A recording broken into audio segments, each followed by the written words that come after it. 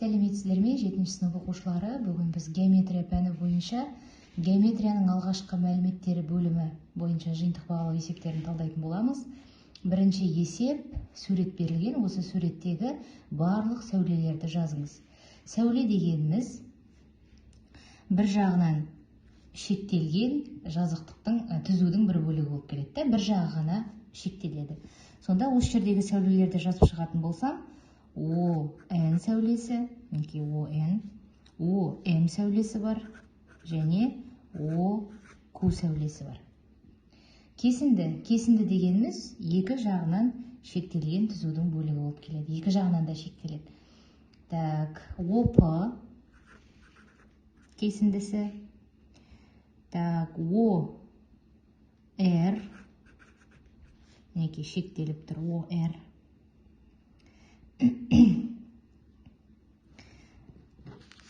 Осы екеуін жаздық. МQ'ды да кесіндіге жатқызуға болады. Біз N10-ны да кесіндіге жатқызуға болады. Бірақ біз ON-ды мен қайталап жазбай тұрмын, себебі біз оны сәулеге жаздық. Яғни ON сәулесі деп мына жерде ары қарай нүктеден шектеліп қалмаған. Ары қарай біздің түзуіміз кетіп жатыр. Түзудің бір бөлігі ретінде сәуле бір жағынан шектелген, мына жағы шектелмеген. OQ да солай, бір жағы шектелген, мына жағы шектелмеген. Сондықтан әзірге мен тек қана осы шектелген OP-ны және OR-ды жазамын. Барлық түзулерді жазыңыз дейді. Енді бұл жердегі түзу, мінекей, екі жағынан да, жалпы біз түзуге анықтама бермейміз, бірақ ол шектелмейді, түзу шексіз. MQ-ды мен түзуге жазамын. MQ. Келесі есеп, екінші. BN-нің ұзындығы беріліп тұр. Және VS 9-дан 4 VN-ға тең болады дейді. VS мен SN-ді табыңыз. Яғни VN дегеніміз 2-ден 9, 4,5 дегеніміз 2-ден 9. Ал VS 9-дан 4 VN-ға тең дейді. VN-нің орнына 2-ден 9-ды қоям. 9-дан 4 көбейту 2-ден 9 тең болады. Қысқаратындарды қысқартамын. 2. VS 2-ге тең болады. VS-ны таптым, енді SN-ді табу үшін VN-нің ұзындығынан VS-ның ұзындығын алып тастаймын. Яғни 4,5-тен 2-ні алып тастаймын, 2,5.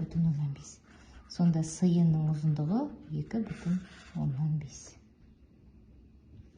Келесі үшінші есеп. Сурет берілген. Осы суреттегі белгісіз X айнымалының мәнін және бұрыш KOL-дің мәнін табуымыз керек. Жалпы бұрыш KOM ол бізде жазыңқы бұрыш. Жазыңқы бұрыш 180 градусқа тең. Ал LOM 46-ға тең болып тұр. Олай болса, KOL-ды табу үшін бұрыш KOL тең болады. Бұрыш KOM-нан алып тастаймын бұрыш LOM-ді. Бұрыш KOL тең. KOM бізде 180 градус.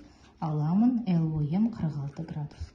180-нен 46 аламын, 134 градус. 134 градус. Енді X-тің мәнін табам. X бөлу 2 қосу 4 градус тең 134-ке.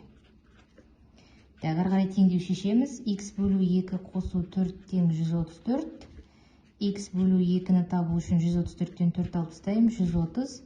X тең болады 260. X 260-ға тең екен. Сонда есептің жауабын жазамыз.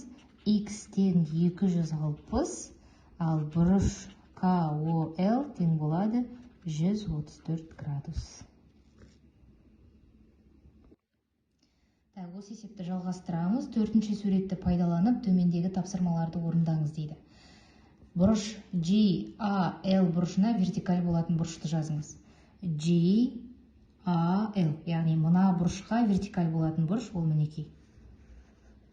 Вертикаль бұрыштар, олар тең болады. Сонда бұрыш GAL тең болады бұрыш FAK.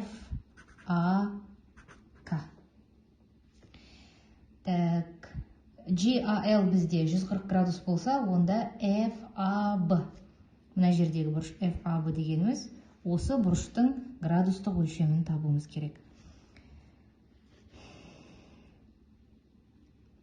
Мынау бізде 140 болса, Онда мына жердегі бұрышты таба аламыз да, екеуі сыбайлас бұрыш қой. Сонда бұрыш КАЛ тең болады ол мына бұрышқа. Себебі бұл екеуі өзара сыбайлас. Бұрыш GAF-қа. Оны табу үшін 140-тан 180-нен 140-ты алып тастайсыз. 180 азайту 140. 40 градус. Мына жердегі бұрыш GAF тең 40 градус. Мына жер 40 болса, мынау бізде GAV 90 градус, ал FAB-ны табу үшін 90-нан 40-ты азайтамыз.